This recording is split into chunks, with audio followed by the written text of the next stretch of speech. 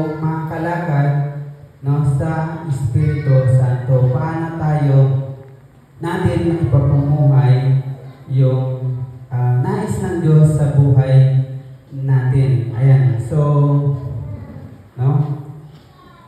Sabi dito, basahin ko ulit yung kung yung talata sa Galatians chapter 3, no? 1 to 6. Ayan.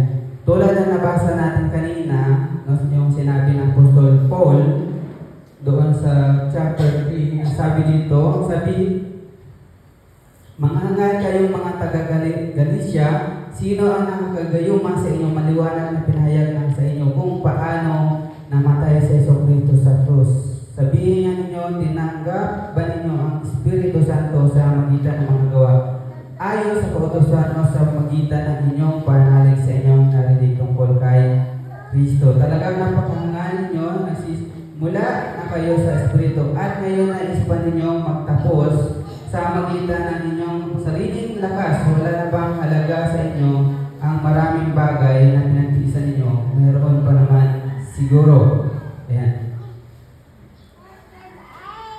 Bakit pinagkaloob sa inyo ng Diyos ang Espiritu? Bakit siya gumawa ng mga himala? Dahil ba sa inyong mga gawa ayon sa kautusan o dahil sa inyong pananalig sa inyong narinig tungkol kay Kristo? Tulad ng nangyari kay Abraham, sumampalataya siya sa Diyos at dahil dito siya ay itinuring ng Diyos na matuwid. So, kukunin natin dito ay tungkol doon sa paano lumakad sa Espiritu Santo. Ayan.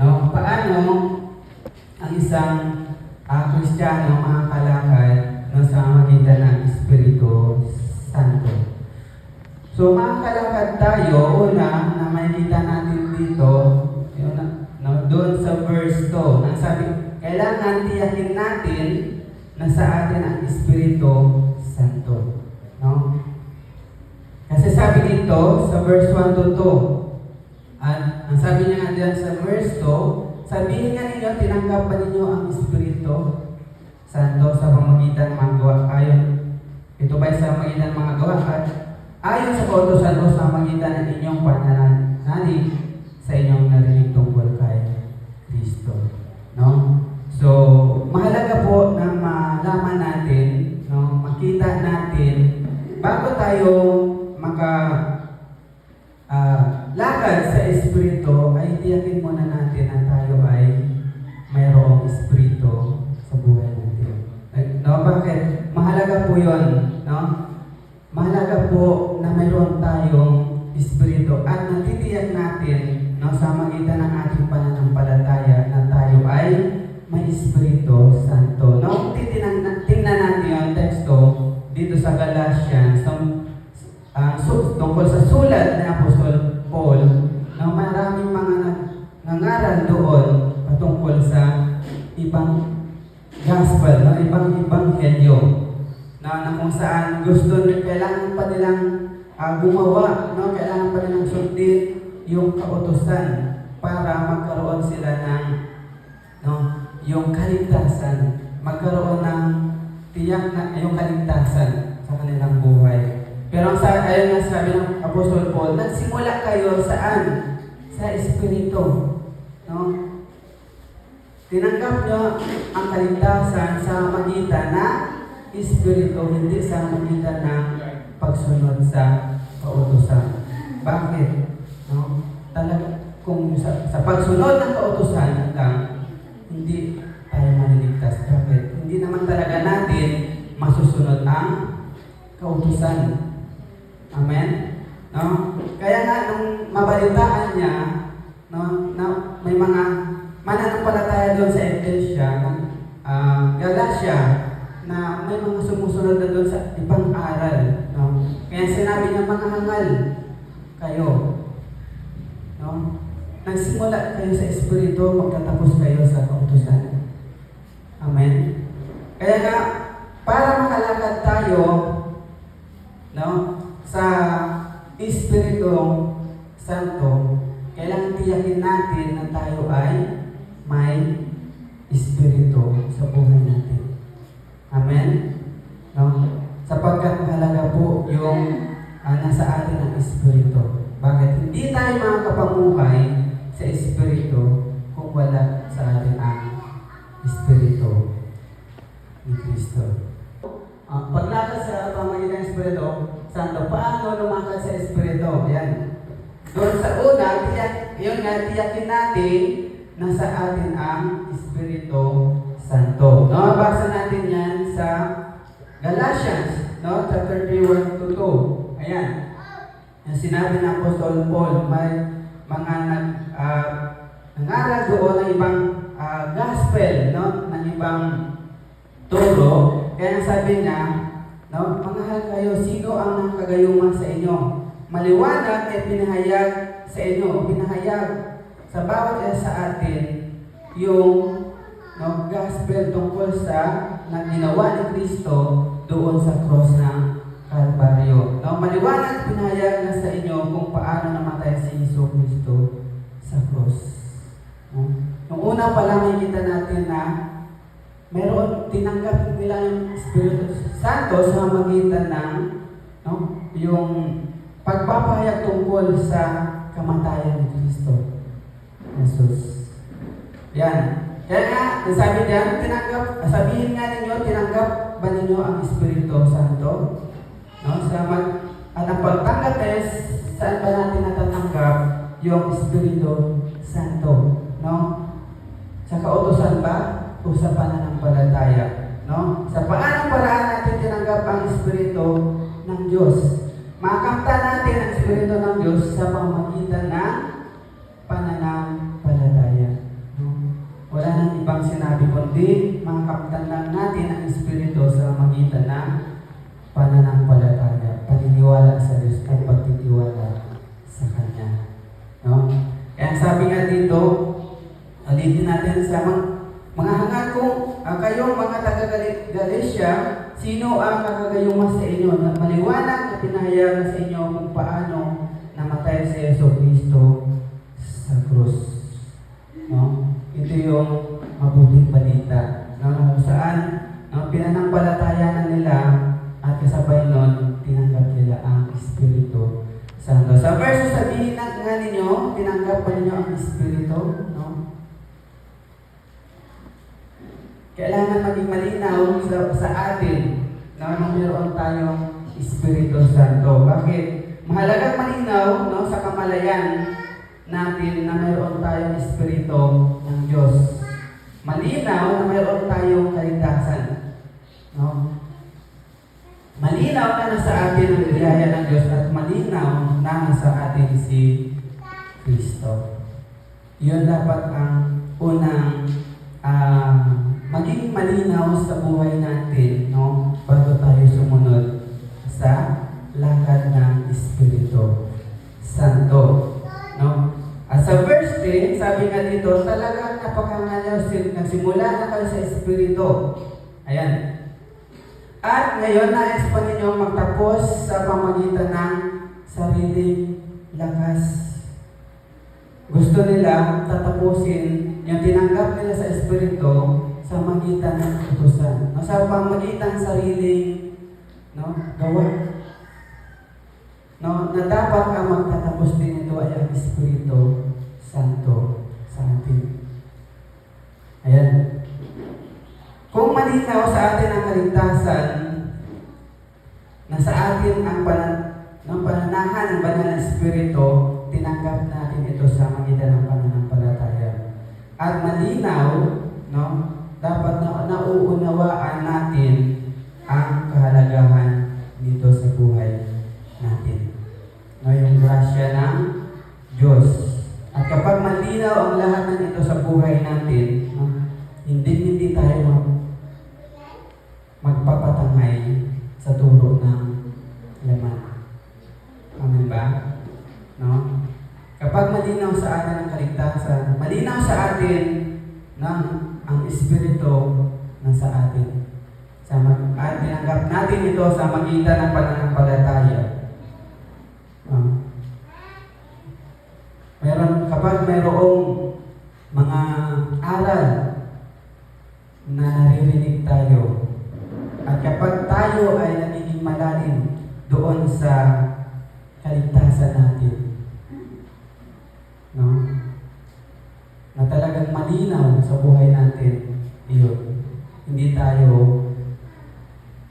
diba? Hindi tayo maagaw. Hindi tayo maninigaw.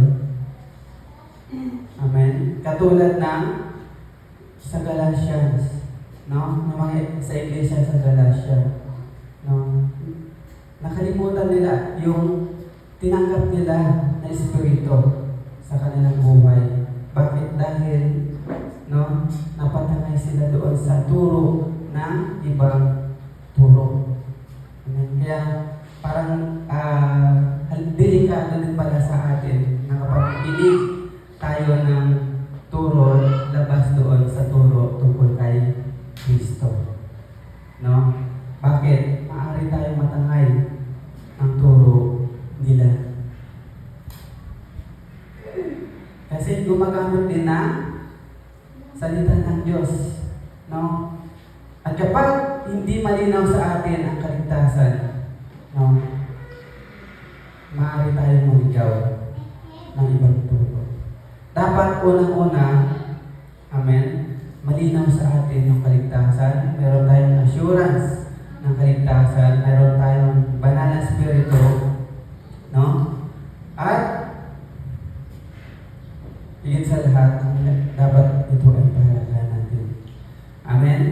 At nagsabi pa nga, no, sa pamamagitan ng pananampalataya kay Kristo, tayo ay pinaging matuwid.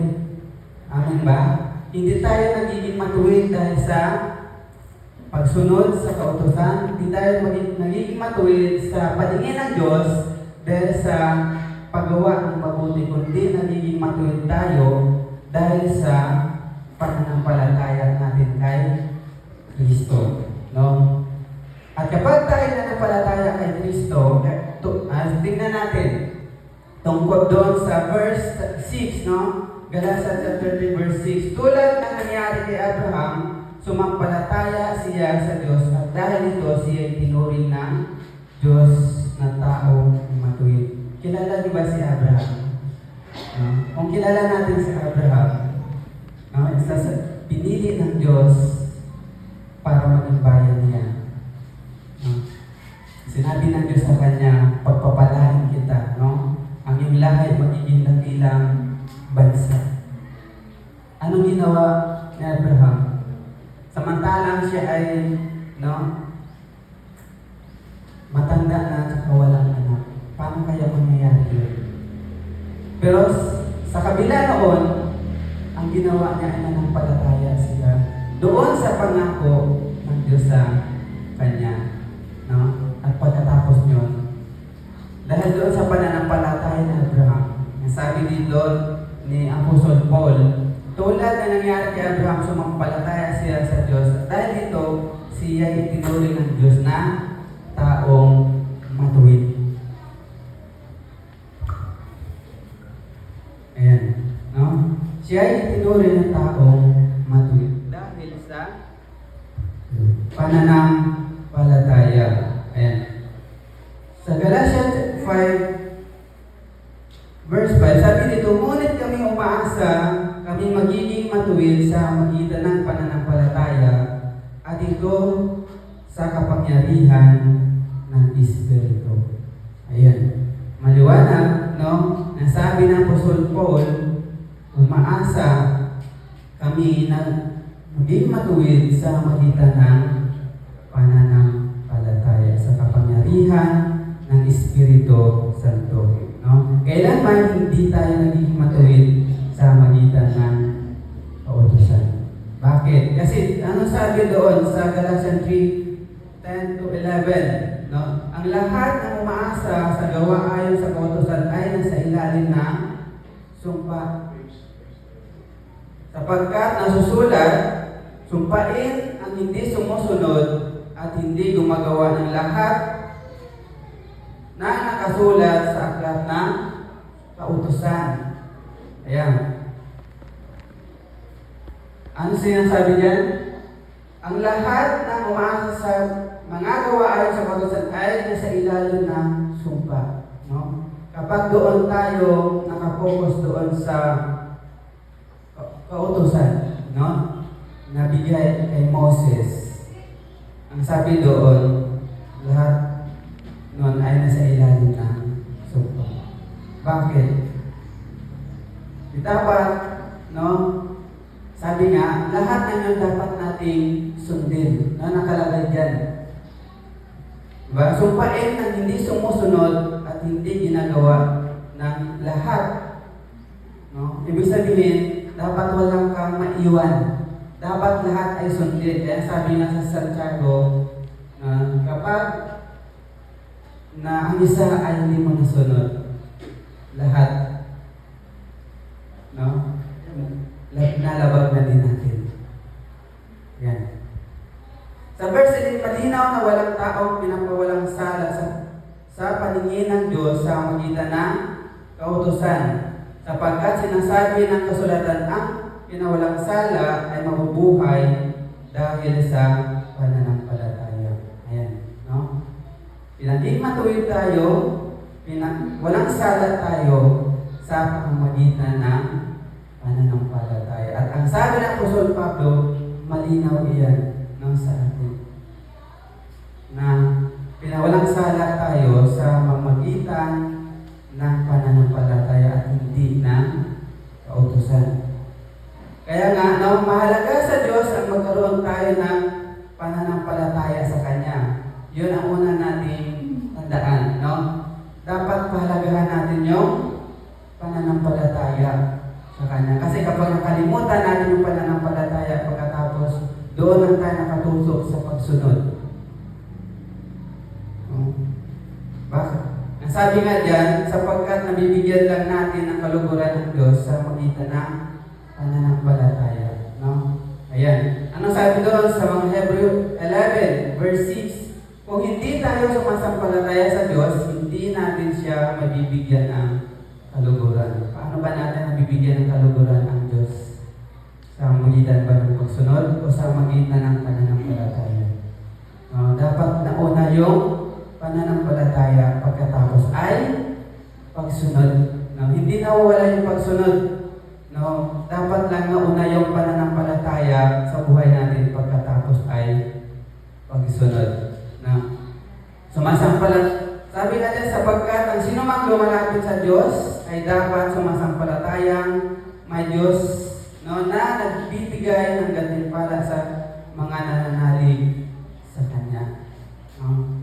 Maliwanag, no, na sinasabi dito na kapag tayo ay nananampalataya sa Diyos, ayan, nandoon yung paglapit sa Kanya. At kapag tayo ay lumalapit sa Kanya, huwag natin iwala yung pananampalataya natin sa Kanya. No? Ayan. Bakit? Sapagkat sa magitan ng pananampalataya, no, nabibigyan natin ng kaluguran ng Diyos at mayroon pa, no? Sabi dyan, sabi dito, sapagkat ang sino mang lumalapit sa Diyos ay dapat sumampalataya may Diyos na nagbibigay ng gantimpala sa lahat ng nanalig sa Kanya.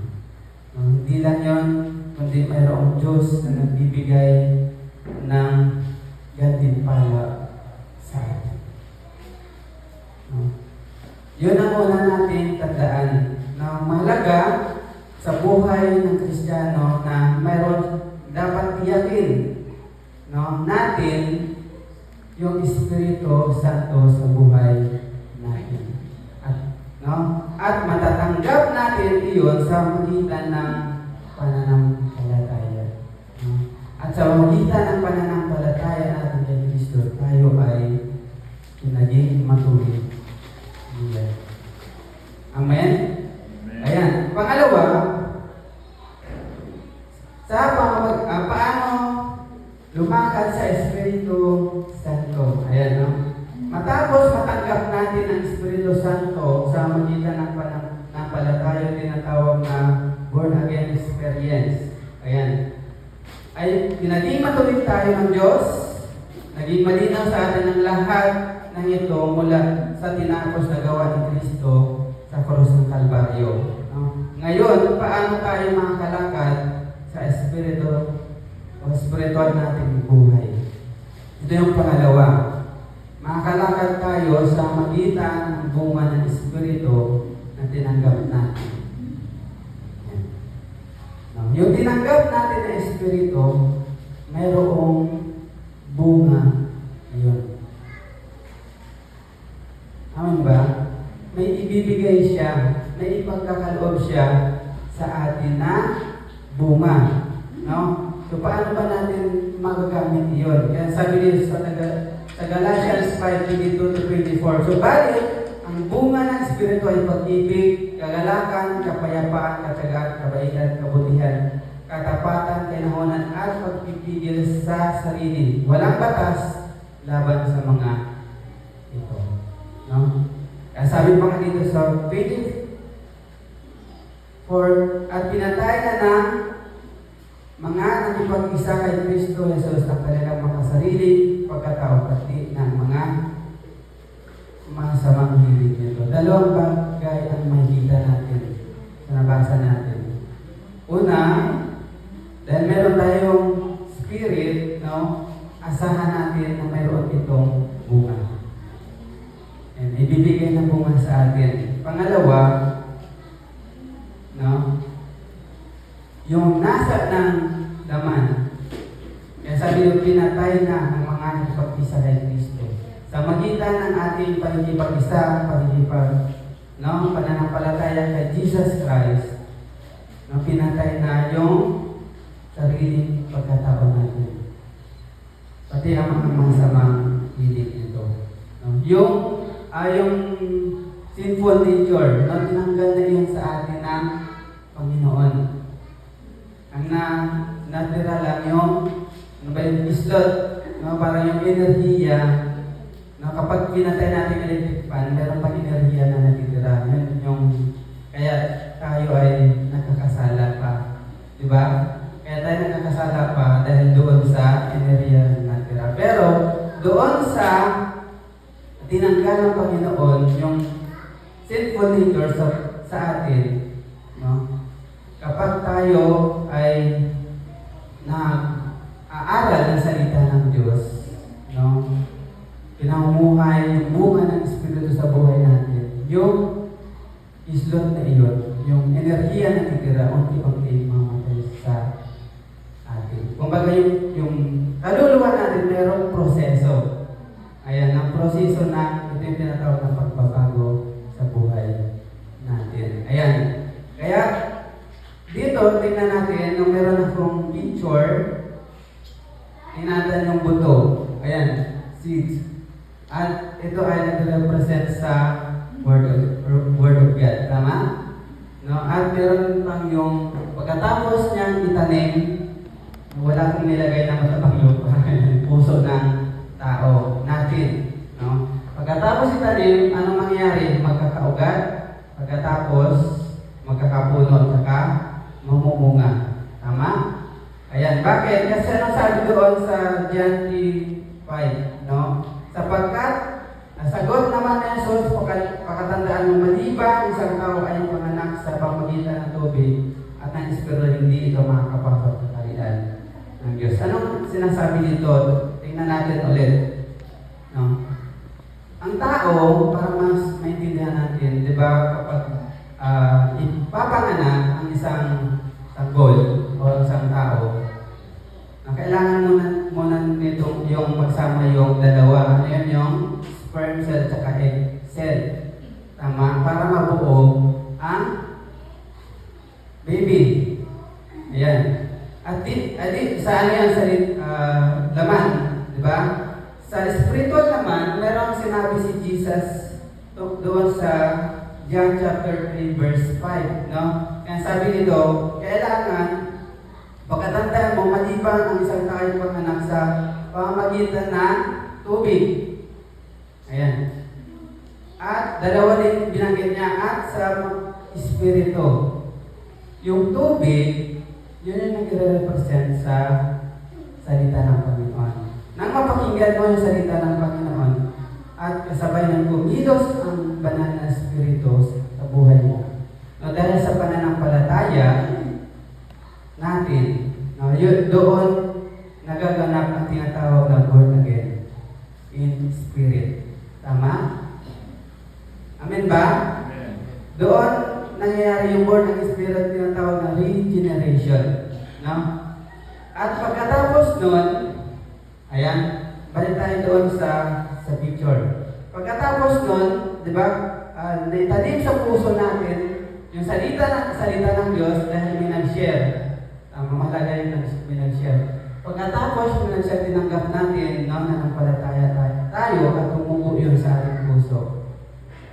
Pagkatapos ng pananampalataya na tinanggap natin, no, kasabay nun, nandoon din sa ating Holy Spirit na nananahan sa atin. Naintindihan nyo? No?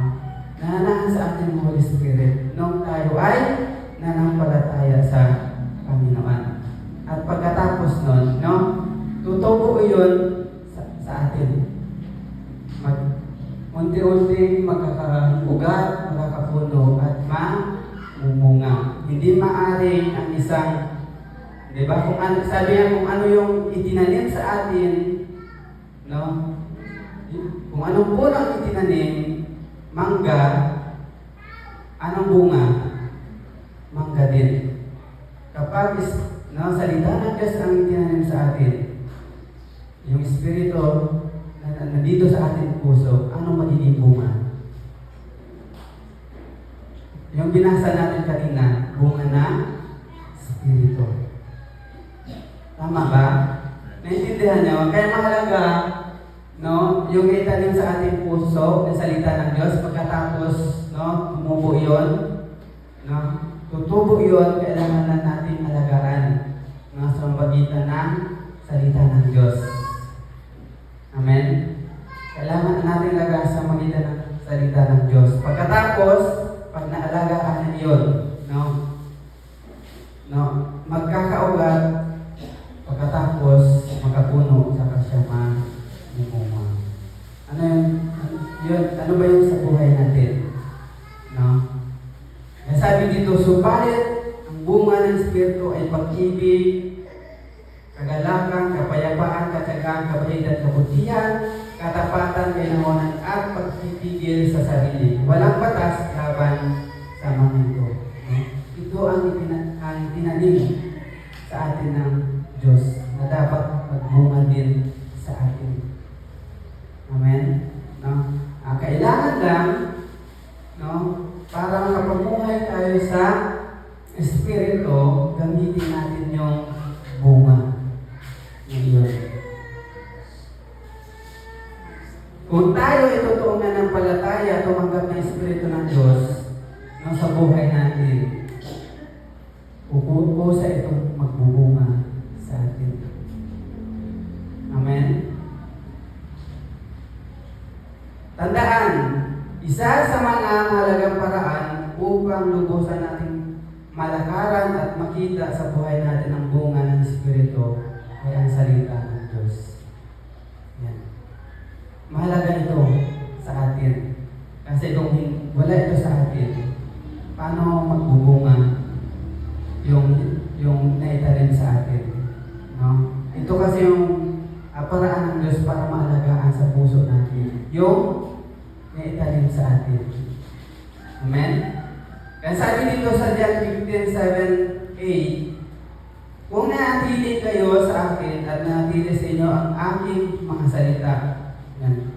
Hingin ninyo ang anuman nais ninyo at ibibigay yun sa iyo. Sa verse 8, napaparangalan ng aking Ama kung kayo'y masaganang nagbubunga, no? Bilang aking mga alagad. Sabi sa 8, napaparangalan ng aking Ama kung kayo'y masaganang nagbubunga. So, paano ba tayo magkaroon ng masaganang bunga sa harapan ng Diyos? Sabi doon sa verse 7, kung nanatili kayo sa akin, no, bawat isa sa atin, dapat manatili sa Panginoon. Pagkatapos, ang sabi niya, at nanatili sa inyo ang aking mga salita. Yung naitanim sa puso natin, mananatili iyon sa atin. Kailangan lang natin ng salita ng Diyos na magsisilbing, kumbaga magpo-cultivate doon sa puso natin. Diba kapag nagtatanim tayo, anong ginagawa natin? Inaalagaan natin. Dinidiligan, binabayuan. Ino-cultivate. Para maging mataba, lumaki, tapos magbunga ng marami. Yun, di ba? Ano pa? O kaya lalagyan ng abuno. Sa puso natin, ano ba ilalagay natin ang abuno? Salita ng Diyos. Kaya nga sabi ni Gab lagi, dapat yung devotion. Kasi kung walang salita ng Diyos, paano natin malalaman yung bunga? Paano natin malalaman ang kalooban ng Diyos sa buhay natin? Paano natin may papamuhay, mailalakad yung bunga ng Espiritu Santo sa buhay natin? Paano natin magamit sa buhay natin ang bunga? Sa magitan ng salita ng Diyos. Sa magitan ng salita ng Diyos, natututo tayong manalangin. Tama ba? Kasi tinuturoan tayo. Sa magitan ng salita ng Diyos, natututo. Nalalaman natin yung buhay ni Kristo, paano niya inibig tayo. Tama? Nalalaman din natin kung paano tayo manampalataya sa Diyos.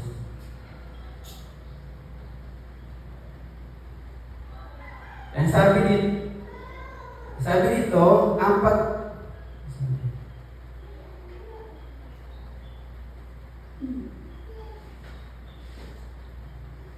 isa sa mga kailangan pa natin gawin para mas lalo tayong makalakad sa Espiritu, ngayon muna kailangan natin ang salita ng Diyos. Pagkatapos kapag malaman natin ang salita ng Diyos, tinuturuan tayo kung paano tayo magpasakop sa Kanya. Amen ba? Doon natin yung makikita. Kung Espiritu ay nasa atin, hayaan natin siya ang magigabay ng ating buhay. Magpasakop tayo sa Kanya upang ang bunga ng Espiritu ay makita sa ating buhay. Tama? Kasi kung nababasa din naman natin ang salita ng Diyos, pero kung hindi naman tayo papasakop sa Kanya, useless din yung babasa natin. Kaya dapat kasama din dito kapag nabasa natin ang salita ng Diyos, hayaan natin ang Espiritu ang pumili sa atin. Tama? Kasi yun ang gabay natin. Hayaan natin na siya magturo sa atin. Yan yung sinasabi magpasakop tayo sa Kanya. Sabi nga, sa 5 dito, subalit ang bunga ng Espiritu ay pag-ibig, kagalakan, kapayapaan, katsagan, kabaitan, kabutihan, katapatan, ng dami, kahinahunan at pagpipigil sa sarili, walang patas laban sa mga ito. So sa ano na ito, ilan yan? 9. Tama ba? Yan, ang bunga ng Espiritu. Pero ang pinakasentro ng bunga ng Espiritu ito ay ang pag-ibig. Ito ay pag-ibig na galing sa Diyos. Kung paano si Kristo bumaba, nagpakababa, binigay ang kanyang buhay para sa atin. Yun ay dahil sa pag-ibig. Makabasa natin ito sa Corinthians 13:4-7. Sabi diyan, ang pag-ibig, ito yung simula yung pag-ibig. Ang pag-ibig ay matyaga at magandang loob. Yan. Yung parang parang pinakaugat yung pag-ibig. At yung kasunod ay matyaga at magandang loob. Hindi maibitin. Yun. Dahil pa din yun sa pag-ibig. Hindi mayabang, hindi mapagmataas man. Kapag mahal mo ang kapwa mo, mahal mo, di ba? Kasi ito ay tungkol sa pag-ibig sa kapwa. Amen? Kapag meron tayong pag-ibig sa kapwa, no, magpapakumbaba tayo. So, hindi tayo magmamayabang. Ayan. Hindi magaspang ang pag-ugali, hindi makasarili, hindi magalitin o mapagtanim sa kapwa. Ibig sabihin, nandun yung self-control, no? Sa atin. Dapat yung mga ganun bunga ay dapat na sa atin. Yun ang magiging may pamuhay natin bilang isang mayroong Espiritu Santo sa puso natin. Kasi yun ang inilalabas ng Spirit sa buhay natin. Yung bunga. No? Ang dami yan. No? Hindi, nasabi pa rin, hindi niya kinatutuwa ang gawain masama, ngunit kinakagalak ang katotohanan. Ang pag-ibig, mapagpatawad, mapagtiwala, puno ng pag-asa, at pagtitiis hanggang wakas. Ayan. So, doon sa tema natin, yung paglakad sa paglakad sa Espiritu, mahalagang malaman natin na sa atin ang Espiritu. Tiyakin natin. Amen? Bakit? Para yung bunga, kung ano yung itinanim sa atin, yun din ang lalabas sa ating buhay. No? Kung wala tayong Espiritu, anong bunga ang may lalabas natin? Wala. Diba? Walang may ilalabas na bunga. Kung sarili natin, alam naman natin kung ano yung sarili natin, diba? Ayan. So, pagkatapos doon, nung malaman na natin ang sa ating Espiritu Santo, no? Magkakaroon ng bunga yun. No? Kusa yung magkakabunga sa pamagitan ng pagsasaliksik ng salita ng Diyos.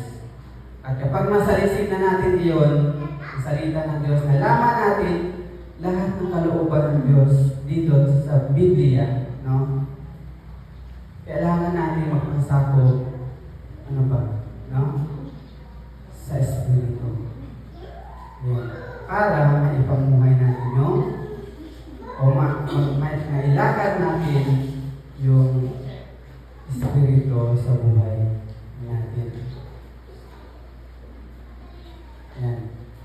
No? At doon, makikita na sa atin, no, pag araw-araw na buhay, yung bunga ng Espiritu. At yung bunga, ang sabi nga ni Jesus, no, siya ang puno. No? Kapag tayo ay nakakabit doon sa puno, bilang sanga, magbubunga tayo ng sagana. Ibig sabihin, no, nandun yung salita ng Diyos na magtuturo sa atin. Pagkatapos, no, turuan tayo, no, kailangan natin magpasako, sundin yung nais ng Diyos sa buhay natin. At kapag, ang sabi nga, yung bunga ay yung pag-ibig natin sa kapwa, sa isa't isa. Amen? At ang big idea dito ay, yan, kay Kristo ako'y masagana ng mamumunga. Amen ba? Kapag tayo kay Kristo, masagana tayo mamumunga. Amen? Banggitin nga natin.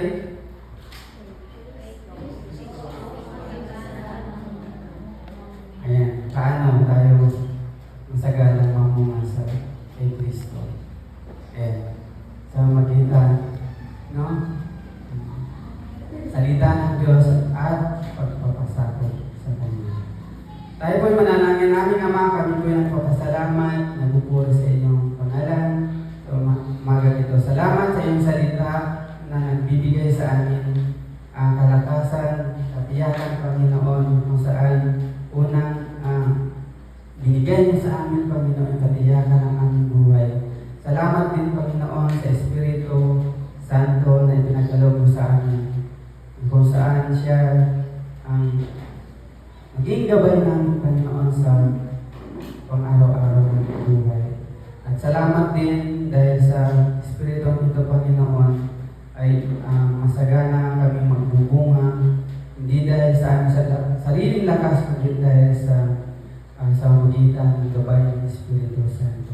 Tulungan niyo po ang bawat isa sa amin, ang iyong mga anak, Panginoon, sa lugar nito na makita sa aming buhay, Panginoon, yung bunga ng Espiritu Santo, yung pag-ibig na ibinigay mo, Panginoon, sa amin. Maraming salamat po sa iyo namin at nagpasalamat